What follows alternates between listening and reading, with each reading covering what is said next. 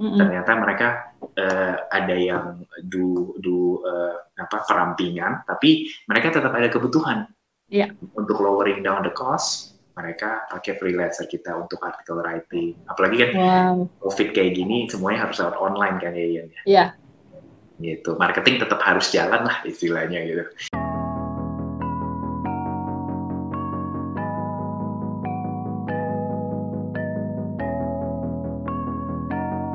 Hai Kerja di Startup, edisi Work From Home kembali hadir dan kali ini kita akan berbincang-bincang dengan CEO 1000, Rian Gondokusumo. Hai Rian! Oh iya, apa kabar? Oke, ini lagi di mana nih? Di rumah ya? Lagi di rumah. Di sudut favorit kalau kerja ya? Iya. Oke Rian, sebagai CEO, challenge bekerja di rumah itu buat Rian Gondokusumo seperti apa sih? Oke, jujur challenge-nya itu komunikasi ya. Oke. Itu yang paling gede itu, karena kita di kantor kita bisa ngobrol, kita bisa komunikasi, kita bisa tahu kalau misalnya lagi ada isu challenges sama tim kita gitu, dan kita bisa ngeliat gitu kalau ada masalah langsung bisa kita solve. Tapi kalau di rumah itu ini semua nggak kelihatan ya. Jadi kita harus sering komunikasi sama tim kita, karena hari demi hari kan lewat gitu aja. Kalau misalnya kita nggak komunikasi, itu kita juga jadi miss, nggak tahu progres untuk sampai mana. Dan menurut saya komunikasi penting, tapi balik lagi kan kalau misalnya orangnya banyak, komunikasi juga nggak gampang kan istilahnya. Jadi ketika on call atau video call, waktunya bisa lebih dari 1 jam kali ya untuk koordinasi ya? Sebenarnya kita lebih banyak, jadi gini, jujur dengan work from home ini banyak banget yang berubah sih ya. Oke. The new normal ya istilahnya ya. Betul. Cara yang kita pakai pas kita di kantor itu banyak yang kita mesti ubah atau adapt ya. Yeah. Kita nggak mungkin bisa managing tim kita dan monitoring, jadi kita benar-benar fokus on KPI aja. Oh. Betul. Jadi intinya tiap hari kita bakalan ada meeting atau on call ya, dan yang kita bahas pasti lebih banyak ke KPI. Kayak istilahnya, kenapa belum achieve 5 artikel ini gitu, cuma ada 3 artikel, kendalanya kayak gimana gitu. Jadi banyak pembahasannya itu lebih ke result driven ya. Intinya kita itu sejak work from home, gue ubah kita punya flow yang tadinya mungkin kita banyak ngobrol soal progres untuk mencapai KPI, tapi sekarang lebih banyak ngomongin KPI-nya udah sampai mana gitu. Okay. Jadi kalau misalnya kita kerja work from home, kita nggak ada KPI itu menurut saya nggak bisa jalan ya. Karena kita nggak bakalan tahu progresnya dari tim kita seperti apa gitu.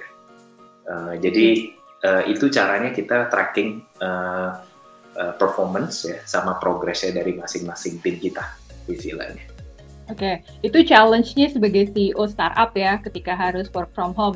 Kalau misalnya untuk mood tetap terjaga nih Rian, sebagai CEO pasti kan pressure-nya lebih daripada pegawainya sendiri gitu ya, karena harus mikirin gimana perusahaan agar tetap bisa jalan. Kalau misalnya mood booster seorang Rian tuh apa sih? Apakah dengerin musik, atau ngopi dulu, atau mungkin break dulu, nonton streaming dulu, atau gimana?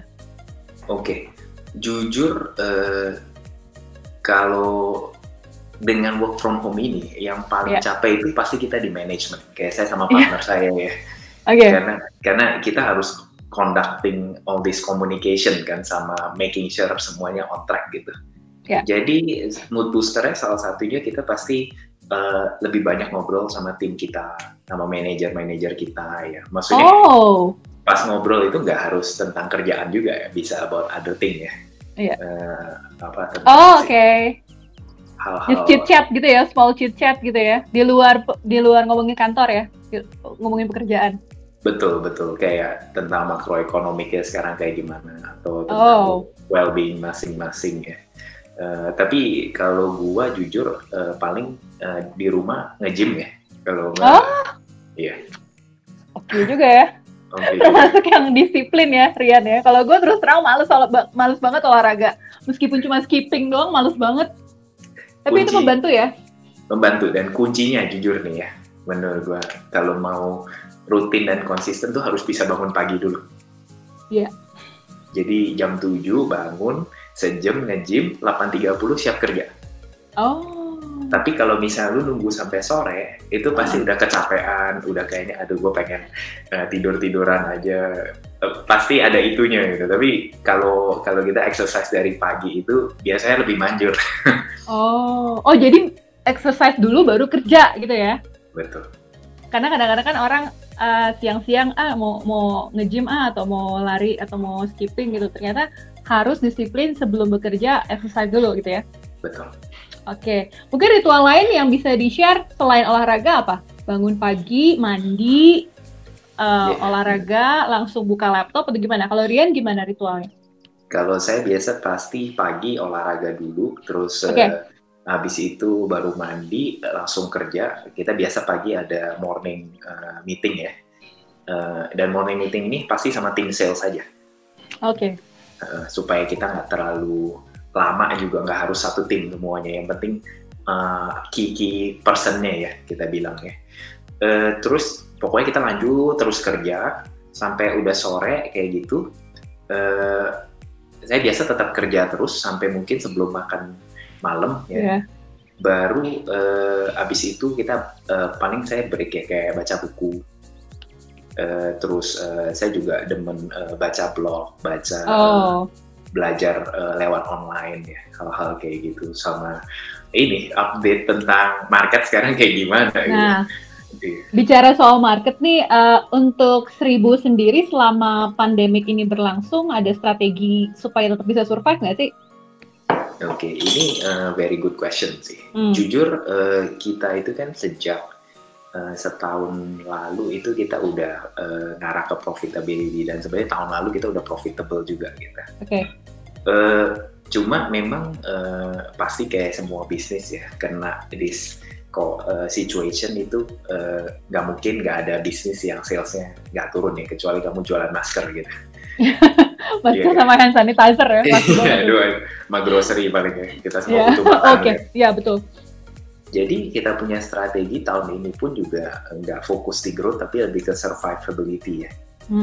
Dan bagusnya kita punya company juga timnya nggak gede, nggak sampai ratusan orang. Kita cuma sekitar 20-an orang gitu. Jadi pertama-tama kita pasti pas kayaknya sekitar Februarian ya, kita udah expect ini terjadi.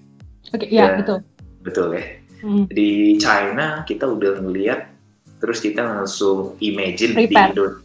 Betul, prepare. Terus salah satu contoh misalnya saya tuh sebenarnya sewa kantor itu sampai sekitar Mei awal ya. Oh, yang DS Tour juga pernah datang ya? Betul. Di coworking space kalau nggak salah ya? Betul, di coworking space. Akan stay di situ atau ada rencana lain? Tadinya kita udah dapat satu ruko sebenarnya mau pindah, jadi kita punya home base lah ya sana ya. Tapi kita decide untuk last minute kita batalin kontraknya karena nggak ada orang yang tahu COVID ini bakal sampai kapan ya. Betul. Dan nggak mungkin kan kita taruh cash kita yang maksudnya yang paling penting sekarang ya untuk sesuatu yang asetnya itu nggak bisa kita putar lah istilahnya, illiquid. Jadi ya udah saya langsung batalin kontrak untuk sewa ruko itu, dan kita officially nggak punya kantor sekarang, kantornya dari rumah. Terus tentunya dari tim kita juga nanya kan, oh gimana Pak kantor dan lain-lain. Ya saya bilang karena berhubung situasinya masih kayak gini dan belum ada kejelasan, ya nanti kalau udah recover baru kita cari kantor. Strategi yang paling oke banget ya. Tapi kalau kita ngomongin soal the new normal, Rian ngelihat remote working yang sudah diberlakukan di beberapa startup makin masif lagi nggak sih dilancarkan di semua startup, Rian? Karena ternyata it works gitu loh, menggunakan Slack, menggunakan Google Meet, menggunakan Zoom, it works gitu. Kalau Rian melihatnya ke depannya seperti apa? Menurut saya personally, kalau sebuah company ya, apalagi kalau kita managing operating business sama managing big project gitu ya, tatap muka tetap perlu ada sih menurut saya. Karena ini kan kita ngomong about human relationship sama emotional well-being ya. Tapi untuk job-job yang misalnya lebih medium ke small size itu remote nggak ada masalah gitu.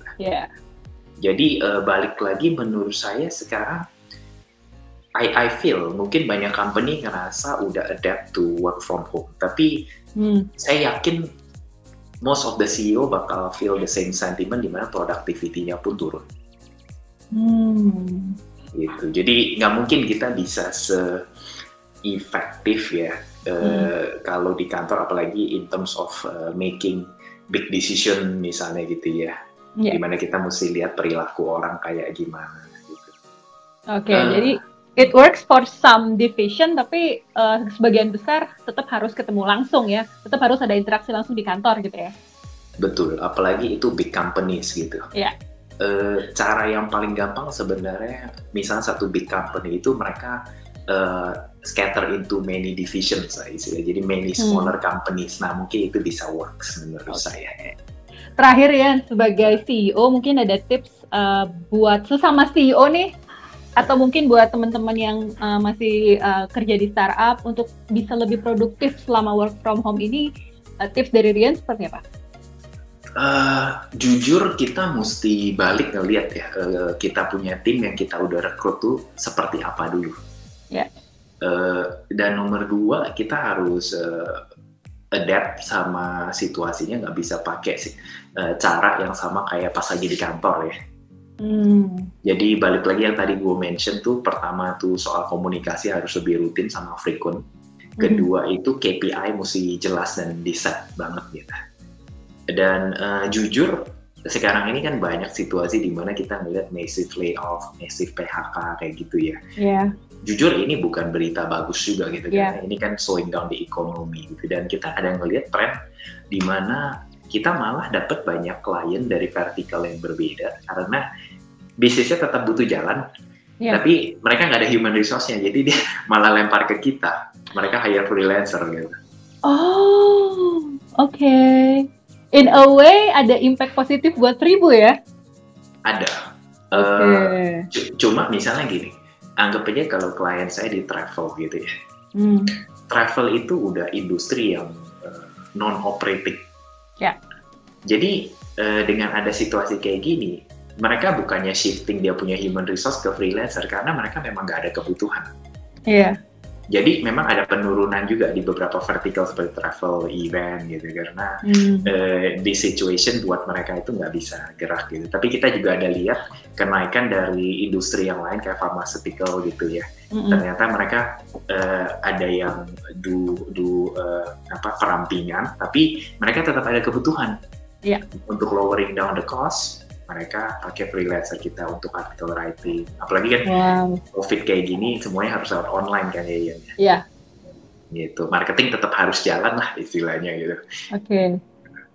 Jadi buat sesama CEO, tipsnya lebih fokus ke KPI dari pegawai dan bagaimana memaksimalkan talent yang ada sekarang gitu ya?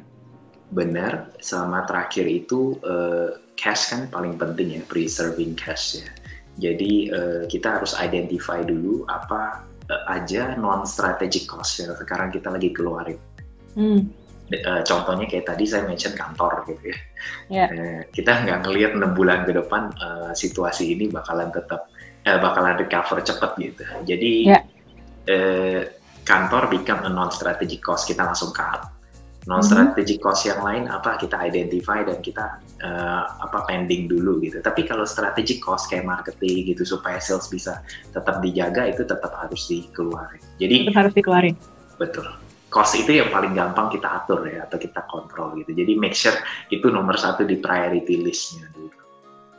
Untuk mood pegawai nih supaya tetap produktif, bisa kasih tips nggak? Tadi kan untuk CEO nih, kalau untuk pegawai startup?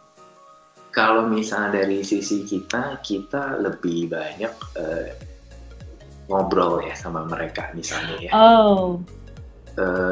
Kadang kita kalau ngobrol, kita juga nggak mungkin bilang bahwa semua situasi bakalan baik-baik aja.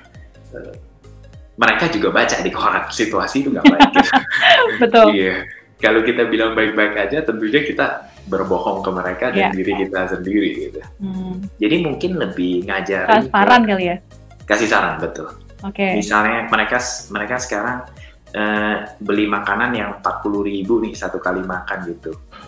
Ya saya paling kasih saran beli yang 15.000 aja gitu. Karena kamu butuh cashnya untuk winter lah istilahnya gitu. Betul. Musim dinginnya belum datang gitu. Jadi kita banyak kasih tahu kayak gitu karena kan rata-rata di company kita juga masih muda ya. Mostly ya millennials yang fresh graduate, first jobber gitu ya. Betul. Jadi untuk financial control sama financial management pun juga bukannya yang ada lah yang udah gajian langsung habisin gitu, masih ada gitu. Oke deh. Itu aja Rian? Mungkin ada yang mau ditambahin? Nggak ada sih. Udah ya? Oke, sukses buat 1000 ya. Semoga work from home jadi makin produktif buat 1000. Thank you waktunya Rian ya. Thank you. Bye. Thank you, Van. Bye-bye.